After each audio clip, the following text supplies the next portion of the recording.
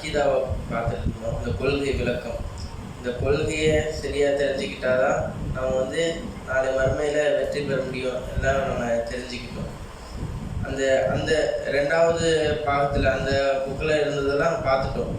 இன்னும் கூடுதலாக சில விஷயங்களை நம்ம தெரிஞ்சுக்கணும்.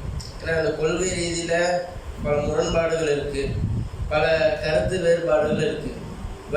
வழிகட்ட கொள்கை உடையவர்கள் இருக்கிறாங்க. அவங்க எதை தன்னுடைய ஆதாரமாக ஏற்றுக்கிறாங்க, எதை கூற்றை தன்னுடைய வாழ்க்கையில் ஆதாரமாக ஏற்று அந்த கொள்கையை அவங்க ஃபாலோ பண்ணுறாங்க அப்படின்னா நம்ம தெரிஞ்சுக்கணும். அதில் முக்கியமாக மதுஹப் அப்படின்னு நம்ம கேள்விப்பட்டிருக்கோம். மதுஹப்னா என்ன? மதுஹப் தெரியலையா? உங்களுக்கு தெரியுமா? இப்போ வந்து நீங்கள் என்ன மதுஹப்? பாப்பான்னு கூப்பிடுவீங்களா? அப்பான்னு கூப்பிடுவீங்களா? மதுஹப் அதாவது வாப்பான்னு கூப்பிடுவீங்களா? அப்புறம் என்ன? அத்தான்னு கூப்பிடுவீங்களா? அத்தான்னு கூப்பிட்டா இந்த மதுஹப், பாப்பான்னு கூப்பிட்டா இந்த மதுஹப் அப்படின்னு சொல்லிட்டு மதுஹபை பிரித்து வச்சிருக்கிறாங்க. இப்போ இந்த வாப்பான்னு கூப்பிடுவீங்களா அத்தான்னு கூப்பிடுவீங்களான்னு கேட்டுட்டு தான் இவன் இந்த மதுஹப், இவன் ஷாஃபி, இவன் அனஃபி, இவன் வந்து மாலிக் மதுஹப் சார்ந்தவன் அப்படின்னு சொல்லிட்டு பிரித்து வச்சிருக்கிறாங்க. இப்போது இவங்க அந்த மதுஹப்புக்குள்ளேயே நிறைய கருத்து வேறுபாடு இருக்கும். இமாம் ஷாஃபி மதுஹப் பின்பற்றக்கூடியவர்கள் ஒரு தொழுகை முறையை ஃபாலோ பண்ணக்கூடியவர்களாக இருப்பாங்க. அவங்க என்ன பண்ணுவாங்க, அந்த நெஞ்சு மேலே கை கட்டக்கூடியவர்களாக இருப்பாங்க. சில தொழுகை முறையில் சில வேறுபாடுகள் மாற்று கருத்துக்கள் கொண்டவர்களாக இருப்பாங்க. அதே ஹனஃபி மதுஹப் எப்படி இருப்பாங்கன்னா வயிற்றில் கட்டுவாங்க. இப்படி சில அவங்களுக்கு தொழுகை முறைகள் மாறுபடும். இப்போ இந்த மாதிரி ஷாஃபி மதுஹப், ஹனஃபி மதுஹப் அப்படின்னு சொல்லி ஃபாலோ பண்ணிட்டு இருக்கிறத நம்ம பார்க்கிறோம். இதுக்கும் மார்க்கத்துக்கும் சம்மந்தம் இருக்கா? அதை நம்ம தெரிஞ்சுக்கணும். இப்போ மதுஹப் அப்படின்னா என்ன அப்படின்னு பார்த்தா ஒரு வழி, ஃபாலோ பண்ணுற ஒரு வழி. அப்போ நாம் எந்த மதுஹப்பில் இருக்கணும்? குர்ஆன் சுன்னா அடிப்படையில் நடக்கக்கூடிய ஒரு வழியில் இருக்கணும். மதுஹப் அப்படின்னா ஒரு செல்லும் வழி, இந்த பாதையில் செல்கிறான். இப்போ ஷாஃபி இமாம் சுன்னா அடிப்படையில் செல்கிறான் அப்படின்னு சொல்கிறதுனால தான் ஷாஃபி மதுஹப், மதுஹபு ஷாஃபி மதுஹப் அப்படின்னாங்க. அந்த மாதிரி இப்போ தஹப அப்படிங்கிற அந்த வினைச்சொல்லேருந்து வந்து தான் இந்த மதுஹப், அதாவது இஸ்மு மக்கான் அப்படின்னு சொல்லுவாங்க. ஒரு செல்லக்கூடிய ஒரு வழி, செல்லக்கூடிய ஒரு பாதை. அப்போது இவன் ஷாஃபி மதுஹபை சார்ந்தவன், ஷாஃபி இமாம் சொன்ன அடிப்படை இவன் செல்லக்கூடியவனாக இருக்கிறான். இவன் வந்து அனஃபி மதுஹபை சார்ந்தவன், அனஃபி மதுஹப் இமாம் சொன்ன அடிப்படை இவன் செல்லக்கூடியவனாக இருக்கிறான். இவன் வந்து அம்பலி, அதாவது அஹ்மது இப்னு ஹம்பல் அவங்களுடைய மதுஹபை சார்ந்தவர், அதான் அம்பலி மதுஹப்னு சொல்லுவாங்க. அஹ்மது அவங்க தொகுத்த அந்த மதுஹபின் அடிப்படையில் செல்லக்கூடியவன். இவன் மாலிக் அப்படின்னு சொல்லிட்டு பேசிட்டு இருப்பாங்க. இப்போ 4 மதுஹபு தான் தமிழகத்தில் மிகவும் மேலான அதிகமாக நபர்களால் ஃபாலோ பண்ணக்கூடிய ஒரு மதுஹபாக இருக்குது. அதில் தமிழகத்தில் அதிகமாக ஃபாலோ பண்ணுற மதுஹப்னா ஷாஃபி ஹனஃபி. எங்கே பார்த்தாலும் ஷாஃபி ஹனஃபி தான் இருப்பாங்க. கடல் ஓரத்தில் ஷாஃபி இருப்பாங்க, ஊருக்குள்ளே ஹனஃபி இருப்பாங்க. இப்போ ஹனஃபி மதுஹபில் என்னென்னா இந்த சில விஷயங்கள் மக்ரூ பண்ணி வச்சுருப்பாங்க. மக்ரூனா வெறுக்கத்தக்கது அப்படின்னு. மார்க்கம் இது ஹலால் இது ஹராம் அப்படின்னு சொல்லி கொடுத்துருக்கு. அப்போ சில விஷயங்கள் வந்து வெறுக்கத்தக்கதுன்னு மதுஹபின் அடிப்படையில் சட்டத்தை சொல்லுவாங்க. அதாவது முள் இல்லாத மீனை திங்கக்கூடாது, இது மக்ரூஹ் அப்படிம்பாங்க. பூண்டு திங்கக்கூடாது, இது மக்ரூஹ் அப்படிம்பாங்க. இந்த மாதிரி சில விஷயங்கள்லாம் இருக்குது. அதே மாதிரி அந்த கடலில் வாழக்கூடிய முள் இல்லாத மீன்லாம் திங்கவே கூடாது அப்படின்னு சொல்லிடுவாங்க. பூசணிக்காய் திங்கக்கூடாது சில மதுஹபில் சொல்லியிருப்பாங்க. இந்த மாதிரி சில தடைகளை அவர்களாக போட்டு வச்சுக்கிறாங்க. அல்லாஹ்வுடைய தூதரும் ஹலாலாக்கிய ஒரு விஷயத்த இவங்க வந்து மக்ரூஹ் அப்படின்னு சொல்லி, இது வெறுக்கத்தக்கது, சாப்பிடக்கூடாது, சாப்பிடலாம் ஆனால் இது வெறுக்கத்தக்கது அப்படின்னு சொல்கிறாங்க. அல்லாஹ்வுடைய தூதர் வெறுக்கத்தக்கதுன்னு சொல்லியிருக்கணும். இவங்க என்ன வெறுக்கத்தக்கதுன்னு சொல்கிறதுக்கு இவங்களுக்கு என்ன ரைட்ஸ் இருக்குது? ரசூல்லா வந்து தன்னுடைய மனைவியுடைய விருப்பத்தின் அடிப்படையில் தேனை தனக்கு ஆரம்பமாக்கிறாங்க. நான் இனிமேட்டு தேன் சாப்பிட மாட்டேன்ப்பா அப்படின்னு சொல்லிடுறாங்க. அஃப்சார்லையும் ஆயிஷாலையும் தங்களுக்கிடையில் ஒரு டிஸ்கஷன் பண்ணிக்கிறாங்க. ரசூல்லா எப்போ பார்த்தாலும் தேன் ஜாக்ஸ் அவங்க வீட்டுக்கே போயிட்டு இருக்கிறாங்களே, ஏன்னா அவங்க வீட்டில் தேன் இருக்குது, அதை குடிச்சிட்டு ரசூல்லா வருவாங்க. இப்போ அவங்க வீட்டுக்கே போயிட்டு இருக்கிறாங்களே, எப்படியா நம்ம தடுத்து நிறுத்தணும். ஏன்னா ஆயிஷாலேயே வயசில் குறைவு, அவங்களுக்கு பொசசிவ்னஸ் அதிகமாக இருக்கும். கணவன் என் மேலே தான் அக்கறை, சாதாரணமாக இருக்கும் தானே. ரெண்டா கல்யாணம் பண்ண போகிறேன்னு கணவன் வந்து கேட்டால் இல்லை பண்ணக்கூடாது அப்படின்னு பிடிவாதமாக நிற்பாங்க.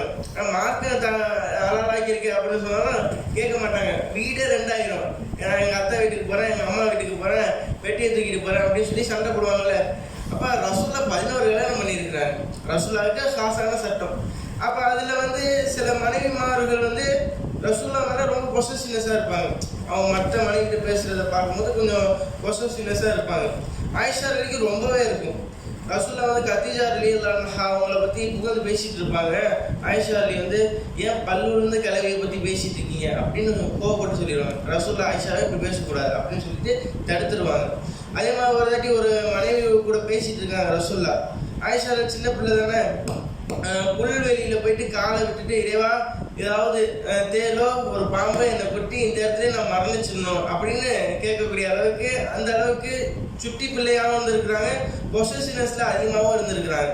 அப்போ அந்த அடிப்படையில் ஜெயபின் ஜஹ்ஷுக்கு தான் ரசூல்லா அதிகமாக போகிறாங்க. இப்போ அதை எப்படியா தடுக்கணும் அப்படின்னு சொல்கிறாங்க. அப்போ ரசூல்லா வரும்போது அந்த முளைச்செடியில் அந்த பிசின் வரும்ல, அந்த வாடை வருதுன்னு சொல்லிடுவோம். நீங்கள் இந்த வீட்டுக்கு போயிட்டு வந்தால் தான் வாடை வருது, இப்போ தேனுக்கு பதிலாக அவங்க ஃபிஷிங் தான் இருக்குது அப்படின்னு அந்த மாதிரி ஒரு ஐடியா பண்ணி சொல்லிடுறாங்க. அப்போ ரசூல்லா அப்படியா, இன்னுமேட்டு நான் வந்து தேனை சாப்பிடவே மாட்டேன் அப்படின்னு சொல்லிடுறாங்க. இறைவன் கண்டிச்சு வசனத்தை இருக்கிறான். நபியே, அல்லாஹ் ஹலாலாக்கிய ஒரு விஷயத்த உங்களுடைய மனைவிமார்களுடைய விருப்பத்தின் அடிப்படையில் நீங்கள் எப்படி ஹராமாக்கலாம் அப்படி அல்லாஹ் கண்டிச்சு வசனத்தை இருக்கிறான்.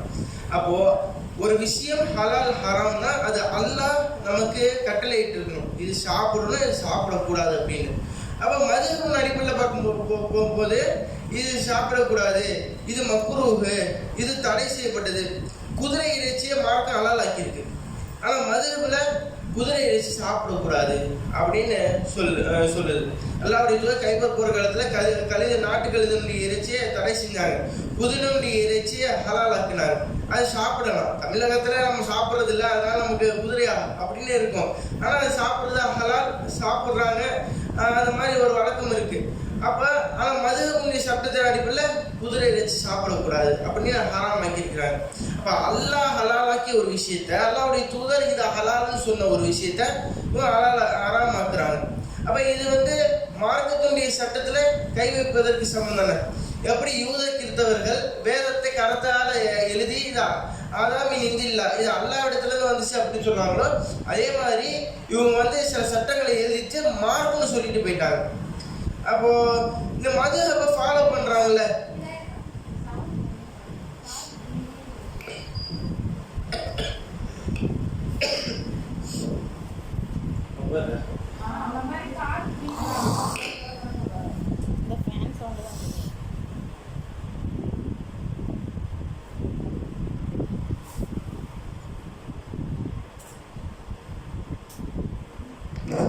line in.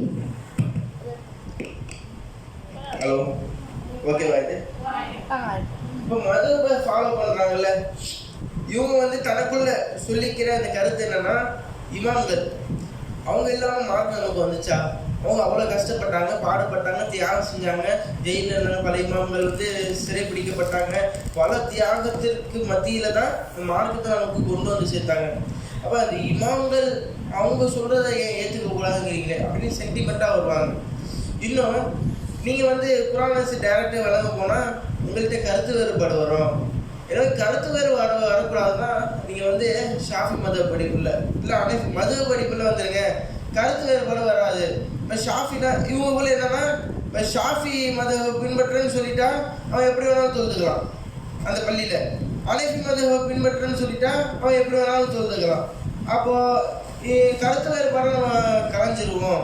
அப்போ மதுஹபினுடைய அடிப்படையில் வாங்க அப்படின்னு சொல்லிட்டு மதுஹபினுடைய அந்த தாக்கத்தை மக்களுடைய உள்ளத்தில் அவங்க புகுத்திட்டாங்க. தமிழகத்தில் 80க்கு மேலே முன்னாடிலாம் மதுஹபினுடைய அந்த வழக்கம் தான் மக்களுக்கு அதிகமாக இருந்துச்சு. அதுக்கப்புறம் தான் இதுதான் சுன்னா, இதுதான் குர்ஆன், இதுதான் மார்க்கம் அப்படின்னு மக்கள்கிட்ட எடுத்து சொல்லப்பட்டது.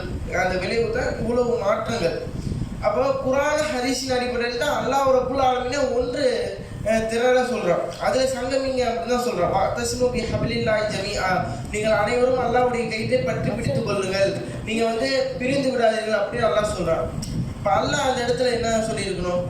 எனக்கு அதாவது ரசூலுல்லாஹ்வுக்கு முன்னாடி இந்த 4 இமாம் வருவாங்க, அவங்கள நீங்கள் பற்றி பிடிச்சிக்கோங்க. பிடிச்சிக்கிட்டா நீங்கள் வந்து பிரிவினையே உங்களுக்கு மத்தியில் வரவே வராது, பிரச்சனையே வராது அப்படின்னு சொல்லியிருக்கணும்ல. ஆனால் அல்லாஹ் சொன்ன வார்த்தை என்ன தெரியுமா?